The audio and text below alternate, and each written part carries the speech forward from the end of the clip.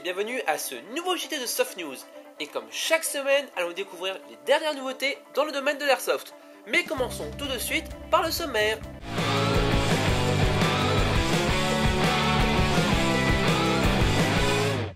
Et on commencera comme d'habitude avec la réplique.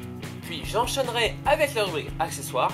Après, il sera temps de faire le tour des nouvelles OP qui furent organisées au cours de la semaine. Ça sera ensuite le tour de la rubrique humour et je finirai cette vidéo avec l'énigme de la semaine. Mais partons tout de suite découvrir de combien de nouvelles répliques les constructeurs nous gratifient cette semaine.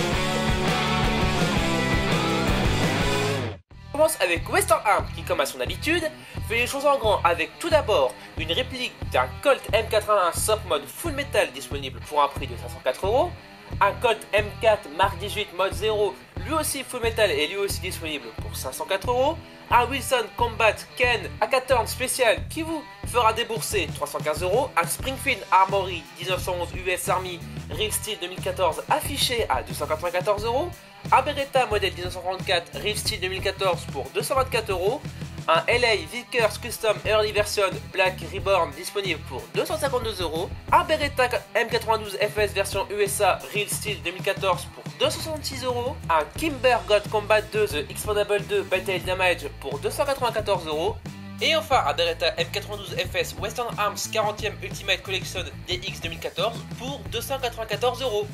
On continue avec SRC qui, après une version de luxe de son MP41, nous annonce l'arrivée prochaine d'une MP40 qui sera vendue dans le même packaging de luxe que la MP41, mais sans plus ample information. C'est ensuite KSC qui fait parler de lui avec une version Heavyweight de son HK45. La réplique verra son poids porté à 900 grammes, soit 55 grammes de plus que la version standard, et c'est la culasse qui lui confère ces quelques grammes supplémentaires. La réplique est disponible depuis le 30 mai au Japon pour un prix public de 145€. Et on finit avec Cybergun qui lance sur le marché...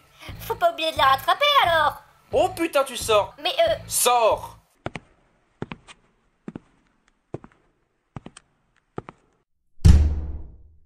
Donc j'en étais où? Ah oui, donc Cybergun lance sur le marché sa réplique de FN SPR5 AM.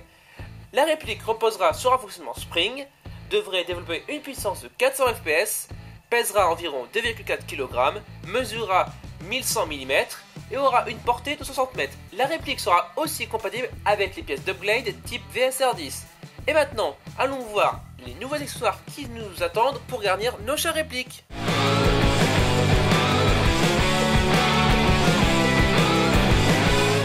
Et on commence avec PTS qui fut très actif cette semaine avec tout d'abord une clé de démontage pour bague de canon spécifique au PTS Mega Arms MKM AR15. On continue avec deux nouveaux chargeurs pour AK type US Palm sous licence. Il s'agit ici d'ailleurs de chargeurs mid-cap 150 BBs, ce qui nous change enfin des classiques high-cap. On a aussi le droit, toujours dans la gamme US Palm, à une poignée pistolet, toujours pour réplique type AK, mais celle-ci n'est pas encore disponible. Et PTS finit avec une extension de poignée pour son PDR-C, ce qui lui permettra d'être utilisé par les personnes possédant de grandes mains, et aussi d'augmenter l'espace alloué à la batterie qui est très exigu sur le modèle d'origine, comme en témoigne la vidéo de Canseb. On continue avec Evaeg qui nous annonce l'arrivée prochaine d'un kit de conversion Swordfish pour P90 cette fois-ci, de quoi ajouter une touche d'originalité à votre réplique. Et on finit avec Airsoft Pro qui nous présente deux nouveaux silencieux tout droit sortis de leur table à dessin. Ces derniers posséderont un filetage Opal 14 mm anti-horaire et seront disponibles en deux longueurs, 160 et 210 mm. Et en plus, Airsoft Pro a développé des barrels squares spécialement adaptés à ces derniers. Et voici ce qui finit ce point sur les accessoires, et partons voir maintenant les mises à jour apportées au calendrier des OP depuis la semaine dernière.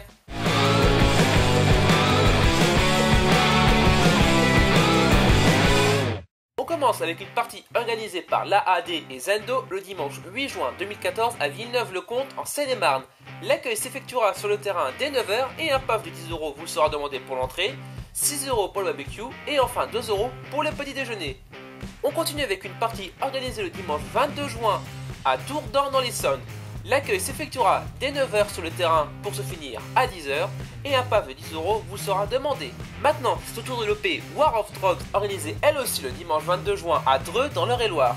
L'accueil s'effectuera dès 7h45 pour se finir à 8h30 et un PAF de 10€ vous sera demandé. Parlons maintenant de l'OP White Night organisée le 12 et le 13 juillet 2014 à Audran dans le Cher. L'accueil s'effectuera le samedi entre 15h et 16h30 et un pass de 5 € vous sera demandé. On continue avec l'EP Roleplay The Village organisé le dimanche 13 juillet à Sainte-Mems dans les Yvelines. L'accueil s'effectuera entre 9h et 9h30 et un pass de 10 € vous sera demandé. Et on finit avec des parties organisées les dimanches 8 juin, 22 juin et 13 juillet à Saintes en Seine-et-Marne. L'accueil s'effectuera entre 9h et 9h45 et un pass de 10 € vous sera demandé. Et voici ce qui clôt notre calendrier d'OP. Et maintenant, il est temps de se détendre avec la rubrique humour.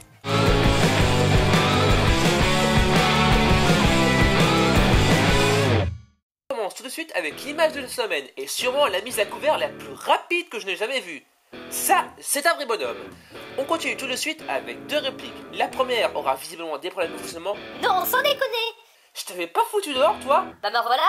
Bah tu vas ressortir alors.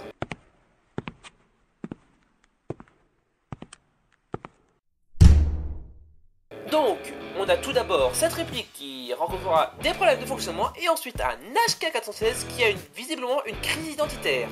Et c'est sur cette note patchwork que je finis la rubrique humour et que nous allons enfin finir cette vidéo avec l'énigme de la semaine.